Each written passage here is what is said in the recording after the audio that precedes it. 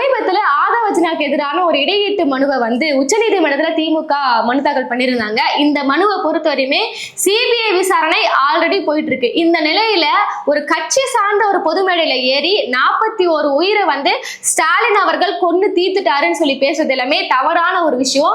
Already இந்த விஷயத்துல எல்லாருக்குமே ஒரு புரிதல் இருக்கு. இது ஆல்ரெடி சிபிஐ விசாரணை போயிட்டு இருக்கு. இந்த நிலையில பொது மேடைகளை பயன்படுத்தி மக்களை மேனிபுலேட் பண்ணக்கூடிய விஷயங்களை ஆதவர்ஜுனா ஈடுபடுறாரு.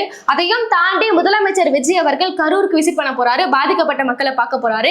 இந்த சந்திப்பின் போது சில நிவாரணங்களா வழங்க போறாங்க. அதையும் தாண்டி பாதிக்கப்பட்ட மக்களுக்கு அரசு வேலை கொடுக்க போறாங்க. இந்த நிகழ்வுகள் எல்லாமே ஏதோ ஒரு வகையில சாட்சிகளை கலைக்கக்கூடும். அதனால இப்ப பாதிக்கப்பட்ட பொதுமக்களுக்கு அரசு வேலை தரக்கூடாது, நிவாரணம் போகக்கூடாதுன்றது எங்களோட நோக்கம் கிடையாது. ஆனா இது இப்படி அரசு தராங்கன்னா அதுக்கான ஒரு வழிகாட்டு நெறிமுறைகளை உச்சநீதிமன்றம் தரணும். அப்ப முக்கியமான கோரிக்கை என்னன்னு பாத்தீங்கன்னா, கரூருக்கு போறாங்கன்னா அதுக்கான ரெகுலேஷனை தரணும். அதையும் தாண்டி விசாரணை போயிருக்கக்கூடிய ஒரு வழக்கை பத்தி பொது மேடைகள்ல ஆதவர்ஜுனா அவர்களும் முதலமைச்சரும் பேசக்கூடாது. இதுதான் இந்த மனுவோட முக்கியமான நோக்கமா இருந்துச்சு. ஆனா இன்னைக்கு இந்த விசாரணை என்பது அமருக்கு வந்துச்சு. இப்படி ஒரு கேஸை போடும்போது எல்லாம் பரபரப்பா பேசிட்டு இருந்தாங்க. நாளைக்கு ஆதவர்ஜுனா மீது என்ன நடவடிக்கை எடுக்க போறாங்க? ஏன்னா ஒரு விசாரணை போயிட்டு இருக்கு. இந்த சூழ்நிலையில ஒரு முன்னாள் முதலமைச்சரை பார்த்து நேரடியாக ஒரு கொலையாளி 41 பேரை கொன்னுட்டாருன்னு பேசுறாரு. அப்ப என்ன மாதிரியான நடவடிக்கை எல்லாமே ஆதவர்ஜுனா மீது பாய போது? நாளைக்கு நீதிபதிகள் என்ன பேச போறாங்க? விஜய் அவர்கள் கரூருக்கு போறாரா இல்லையான்னு சொல்லிட்டு பல கேள்விகள் இருந்துச்சு. ஆனா இன்னைக்கு இந்த விசாரணை அமர்வுக்கு வரும்போது உச்சநீதிமன்றம் பல்வேறு கேள்விகளை திமுக தரப்பிட்ட வச்சு இறுதியாக இந்த கோரிக்கையை எங்களால ஏற்க முடியாதுன்னு சொல்லி முடிச்சிருக்காங்க. நிறைய விஷயங்களை திமுக பார்த்து இந்த வழக்கு சார்பாக கேட்டிருக்காங்க. ஒரு விஷயம் என்ன பாத்தீங்கன்னா, கரூருக்கு முதலமைச்சர் போவதை எப்படி எங்களால தடுக்க முடியும்? அதுக்கப்புறம் நீங்க சொல்றீங்களா விசாரணை குறித்து எதுவுமே பேசக்கூடாதுன்னு சொல்றீங்களா? இது எல்லாமே பாத்தீங்கன்னா அப்போ ஒரு உச்சநீதிமன்றமே கருத்துரிமையை பறிக்கக்கூடிய ஒரு விஷயத்துல ஈடுபடணுமா அப்படின்னு சொல்லிட்டு இன்னொரு கேள்வியை முன்னெடுத்து வைக்கிறாங்க. அடுத்ததா பார்த்தோம்னா, இந்த உச்சநீதிமன்றத்தை ஒரு அரசியல் மேடையை ஆக்காதீங்க. இறுதியா சொன்ன ஒரு விஷயம் தான் முக்கியமான விஷயம். அதுக்கு நான் வரேன். இதுக்கு இந்த 3 விஷயத்துக்கான விளக்கம் என்னன்னு பாத்தீங்கன்னா, திமுக பொறுத்தவரையுமே முதலமைச்சர் அவர்கள் கரூருக்கு போயிடக்கூடாது, அங்க யாருக்குமே நிவாரணம் போயிருக்க கூடாதுன்றதா அவங்களோட நோக்கம் கிடையாது. நீங்க கொடுங்க, கவர்மெண்ட் ஜாப் கொடுங்க, நிவாரணம் கொடுங்க. ஆனா அது எல்லாமே ஒரு ப்ராப்பரான ரெகுலேஷன் படி நடக்கணும். ஏன்னா இதுக்கு முன்னாடியே பார்த்தோம்னா அந்த சம்பவம் நடந்து முடிக்கும் போது அங்க இருக்கக்கூடிய குடும்பங்கள் எப்படி பேசினாலும் நம்மளுக்கு தெரியும். ஏன்னா இங்க இருக்கக்கூடிய மக்கள் எல்லாருமே நாங்க ஒரு நெரிசல் இருந்தோம். இந்த தாவேக்கா எங்களுக்கு எந்த ஒரு அடிப்படை வசதிகளும் செஞ்சு தரல, இங்க ஆல்ரெடி கூட்டம் குடிச்சுன்னு தெரிஞ்சோம், அதுக்கு மேல இந்த பிரச்சாரம் எங்களை அழுத்தி கொண்டு வந்துச்சு சொல்லிட்டு பல்வேறு விஷயங்களை பேசியிருந்தாங்க. அதுக்கப்புறமா விஜய் அவர்கள் அவங்களை கூப்பிட்டு இந்த ஆறுதல் சொல்ற, இந்த மன்னிப்பு சொல்ற விஷயம் எல்லாம் நடந்து முடிஞ்சிச்சு. அதுக்கப்புறமா அந்த குடும்பங்கள் எப்படி பேசினாலும் நம்மளுக்கு தெரியும். அப்ப ஏதோ ஒரு வகையில மக்கள் பாதிக்கப்பட்டிருக்காங்க. அங்க இருக்கக்கூடிய சாட்சியான மக்கள் எல்லாருக்குமே எக்ஸாக்டா அங்க என்ன நடந்துக்குன்னு தெரியாது. சோ இப்ப அவங்க பாதிக்கப்பட்டிருக்காங்க. இந்த சூழ்நிலையில அவங்க கிட்ட இந்த மாதிரி ஒரு அரசு வேலை போன்ற நிவாரணங்கள், நிதி தொகை எல்லாம் போதும்னா அவங்களுக்கு ஆட்டோமேட்டிக்காவே அப்ப இவங்க தான் நம்மளுக்கு ஹெல்ப் பண்றாங்க, அப்ப இவங்க சொல்றதுதான் நம்மளுக்கு உண்மை, இன்னைக்கு நம்ம பாதிக்கப்பட்டிருக்கோம், நம்மளுக்கு ஹெல்ப் பண்றாங்களே, அப்ப இவங்களுக்கான ஒரு சாட்சியெல்லாம் நம்ம பேசினாலும் இவங்க தான் உண்மையில நிரபராதின்ற அளவுக்கு ஏதோ ஒரு வகையில இந்த சாட்சி என்பது கலைக்கப்படும் சொல்லிட்டு திமுக தரப்புல சொல்லியிருந்தாங்க. இதுக்குதான் நீதிமன்றம் என்ன சொல்லியிருக்காங்கன்னா, இது எல்லாமே எப்படி நாங்க ஒரு முதலமைச்சர் போல எப்படி நாங்க தடுக்க முடியும், இது எல்லாமே பேச்சுரிமை அப்படின்னு சொல்றாங்க.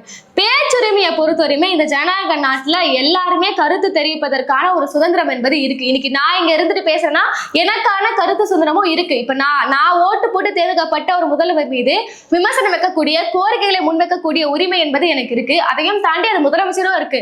ஆனா அந்த பேச்சுரிமை எந்த எல்லையில இருக்கு? இப்போ ஒரு விசாரணை போயிட்டு இருக்கு, மேடை ஏறி ஒரு முன்னாள் முதலமைச்சர் அவர்களை பார்த்து நீ கொலையாளின்ற அளவுக்கு இருக்குன்னா இது பேச்சுரிமைக்குள்ள வருமா அப்படின்றதா இங்க ஒரு கேள்விக்குறியான விஷயமா இருக்கு. அடுத்ததா இப்ப நம்ம பேசிருந்தோம்ல, இப்படி இவங்க நேரடியாக அது மாதிரி நிவாரணம் கொடுக்க போறாங்க. ஆல்ரெடி பார்த்தோம்னா அந்த சம்பவம் நடக்கும் போதே அரசு தரப்புல இருந்து ஒரு குறிப்பிட்ட லட்சம் நிவாரணமா கொடுத்தாங்க. அதுக்கப்புறம் தாவேக தரப்புல இருந்து 20 லட்சம் அறிவிச்சாங்க. மற்ற கட்சியை சார்ந்த நபர்களும் இதே மாதிரி நிவாரணத்தை கொடுத்திருந்தாங்க.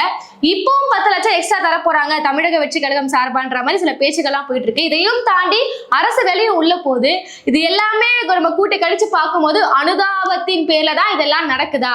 அப்படி உண்மையாலே ஒரு உயிரிழப்பு ஏற்படுதா? எங்களால பொறுத்துக்க முடியாது. அதுக்கு ஏதாவது ஒரு வகையில நாங்க மக்களுக்கு நல்லது செய்ய பார்ப்போம்னா, தமிழக வெற்றி கழகத்தின் ஆட்சியின் கீழே தான் முதல்வர் விஜயோட பிறந்த நாள் அன்று அமோனியா கசிவால அத்தனை உயிரிழப்புகள் ஏற்பட்டுச்சு. அந்த குடும்பங்களுக்கு எத்தனை லட்சம் முதல்வர் கொடுத்தாரு? அதான் இங்க கேள்வியான ஒரு விஷயமா இருக்கு. அப்ப அனுதாபம் காரணமாக அவங்களுக்கு எல்லாமே நாங்க செய்வோம்னா, அமோனியா வாயு கசிவு காரணமாக அத்தனை பேர் உயிரிழந்தாங்கல்ல, அவங்களுக்கு என்ன பண்ணீங்க? எல்லாருக்குமே அரசு வேலை கொடுத்தீங்கன்னா இவங்களுக்காவது 20 லட்சம் கொடுத்துருந்தீங்க. அவங்களுக்கு கிட்டத்தட்ட பாத்தீங்கன்னா 2 லட்சம் வேணுமோ ரொம்ப கம்மியான தொகை கொடுத்துருந்தீங்க. அப்போ கரூர் சம்பவத்தில் நடந்ததுக்கு மட்டும் இவ்வளவு விஷயங்கள் நீங்க பண்றீங்கன்னா ஒருவேளை உண்மையாலே இது சாட்சியை கலைப்பதற்கான இப்ப அவங்க வந்து காம்பன்சேட் பண்ற வேலைகளை தான் நீங்க ஈடுபட்டிருக்கீங்களா அப்படின்ற ஒரு கேள்விகளை தான் இப்போ திமுக வந்திருக்காங்க. நீங்க எப்படி கூட்டி கழிச்சு பார்த்தாலுமே எதுவுமே உண்மையாகவே பாத்தீங்கன்னா அவங்களுக்கு ஒரு நலத்திட்டம் போய் சேரணும்ன்றதா ஒரு தாவேக்கோட நோக்கமா இருக்கா? அதனால நீங்க அவங்களுக்கு நிவாரணம் போகக்கூடாதுன்னா கிடையாது. அதை உச்சநீதிமன்றம் ஒரு வழிகாட்டு நெறிமுறைகளை வெளியிடணும். இப்ப அவங்க போறாங்கன்னா இப்ப சந்திக்க போறாங்கன்னா இப்ப பொது மேடைகளே பேசுறாங்க. சட்டசபையில முதலமைச்சர் வந்து இந்த மாதிரிலாம் என் பழி போட பார்த்தாங்கன்னு பேசுறாரு. ஆதவ என்ன சொல்றாரு, இன்னைக்கு டிஎம்கே தோத்துச்சுன்னா அது கரூர்ல மக்கள் கண்ணீர் விட்டாங்களா அதோட பிரதிபலிப்புன்றாரு. இந்த அளவுக்கு இவங்க பல மேடைகளை பேசி வராங்க கரூர் சம்பந்தமே இல்லாம. நாளைக்கே இவங்க கரூருக்கு போறாங்க, பாதிக்கப்பட்ட மக்களை நேர்ல சந்திக்கக்கூடிய ஒரு வாய்ப்பு கிடைச்சா ஏதோ ஒரு வகையில நான் எந்த தப்பமே பண்ணலங்க, நான் தாங்க நிரபராதி, ஃபர்ஸ்டே சொல்லியிருந்தாங்களே செந்தில் பாலாஜி ஆட்கள் தான் உள்ள போயிட்டு இந்த மாதிரி வேலைகள்லாம் பண்ணாங்கன்னு சொன்னாங்களே, இப்படி எல்லாம் சில விஷயங்களை பேசி அவங்களை மேனிபுலேட் பண்ணக்கூடிய வாய்ப்புகள் இருக்கு. அதனால எல்லாத்துக்குமான ஒரு வழிகாட்டு நெறிமுறைகளை வெளியிடுங்கன்னு சொல்லி தான் இந்த மனு சொல்லியிருந்தாங்க. ஆனா உச்சநீதிமன்றம் வந்து அவங்களை சந்திப்பதன் மூலமாக அவங்களுக்கு சில சலுகையை வழங்குவதன் மூலமாக எப்படி சாட்சிகள் கலைக்கப்படும் என்பதை கேட்பது வந்து உண்மையாலே பாத்தீங்கன்னா ஒரு விமர்சனத்துக்கு உள்ளான ஒரு விஷயம் தான். இப்படி பல்வேறு கேள்விகளை திமுகவினரிடம் வச்சு அடுத்ததான் என்ன விஷயம் சொன்னாங்கன்னா, இது அரசியல் மேடையா ஆக்காதீங்க. ஏன்னா இப்ப ரெண்டு கட்சி மோதிக்கிறீங்கன்னா அவங்க சொன்ன கருத்துல உங்களுக்கு உடன்பாடு இல்லைன்னா நீங்க அதுக்கு பதில் கருத்து தெரிவிக்க போறீங்க, அப்படி முடிச்சுக்கோங்க. இதை வந்து உச்சநீதிமன்றம் வரையும் எடுத்துட்டு வராதீங்க. அடுத்ததான் என்னன்னு பாத்தீங்கன்னா, இந்த வழக்குலயே மிக முக்கியமான விஷயம் என்னன்னு பாத்தீங்கன்னா, ஆதவர்ஜனா பேசியது சரி. ஆதவர்ஜனா இந்த மாதிரிலாம் பல மேடைகள்ல பேசலாம். கரூர் சிபிஐ விசாரணை இருக்கக்கூடிய இந்த சூழ்நிலையில யார் வேணா எந்த மேடைகளை வேணா மக்களை மேனிபுலேட் பண்ண விதமாக பேசலாம்னு சொல்லிட்டு உச்சநீதிமன்றம் எங்கேயும் சொல்லவே இல்லை. இன்னைக்கு திமுக இந்த ஒரு கேஸ வாபஸ் வாங்கியிருந்தாலுமே இப்படி ஆதவர்ஜனா பேசியது சரின்னு சொல்லிட்டு உச்சநீதிமன்றம் சொல்லவே இல்லை. அதுக்கு பதிலா அவங்க என்ன சொல்லியிருக்காங்கன்னா, இதான் இந்த உச்சநீதிமன்றத்தால இதை விசாரிக்க முடியாது, விருப்பம் காட்டவில்லை. அதுக்கு பதிலா அவங்க என்ன ஆப்ஷன் தராங்கன்னா, ஒண்ணு நீங்க சிபிஐ இதுக்காக ஒரு தனி கமிட்டியே இருக்கு, அதாவது அஜய் ரஸ்தோகி ரிட்டையர்டு ஜஸ்டிஸ் தலைமையில ஒரு அணியே இருக்கு, இதுக்கு ஒரு குழுவே இருக்கு, அவங்க கிட்ட போயிட்டு நீங்க ஒரு மேல்முறையீடா கொடுங்க, ஆல்ரெடி இந்த விசாரணை போயிட்டு இருக்கு, இதையும் விசாரணைன்னு சொல்லி கொடுங்க. அதாவது இப்போ உச்சநீதிமன்றம் தான் நாங்க பண்ண மாட்டோம்னு சொன்னோம், நீங்க அந்த குழு கிட்ட போய் சொல்லிக்கோங்கன்னு சொல்லி ஒரு விஷயம் சொல்லியிருக்காங்க. அடுத்ததா பாத்தீங்கன்னா, ஆதவர்ஜனா மீது நீங்க வந்து நீதிமன்ற அவமதிப்பு வழக்கு நீங்க கொடுக்கலாம்னு சொல்லி நீதிபதியே சொல்லியிருக்காரு. இப்படி எல்லா விஷயமே வாபஸ் வாங்கிட்டாங்க. அதனால திமுக அரசு வந்து ஒரு பொய்யான வழக்க போட்டுச்சுலாம் கிடையாது, இப்படிப்பட்ட வேலைப்பாடுகளும் போயிட்டு இருக்கு. இப்படி திமுக இந்த மனுவை திரும்ப பெற்று விட்டார்கள். அதனால ஆதவர்ஜனா பேசினதான் கரெக்ட்னா ஆயிடாது முன்னாடி சொல்லியிருந்த மாதிரியே.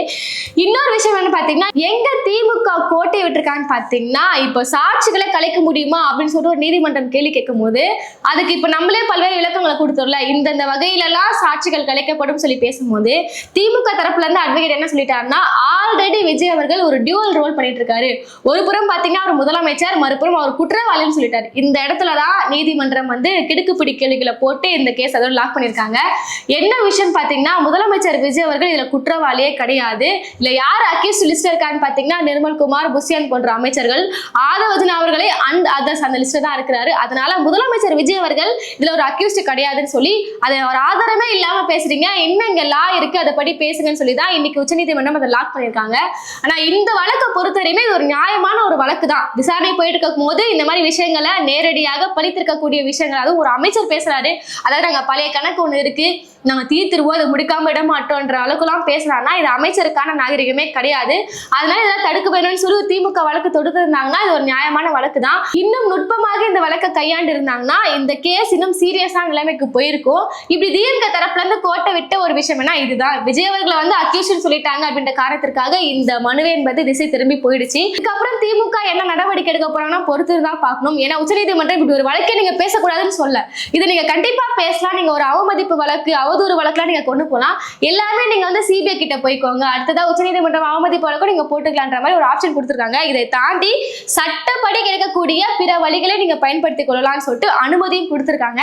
என்ன நடவடிக்கையை திமுக எடுக்க போறாங்க பொறுத்து தான் பார்க்கணும். மறுபுறம் கரூருக்கு விஜய் அவர்கள் போறது எந்த தங்கு தடையும் இல்ல, கண்டிப்பா போவாரு.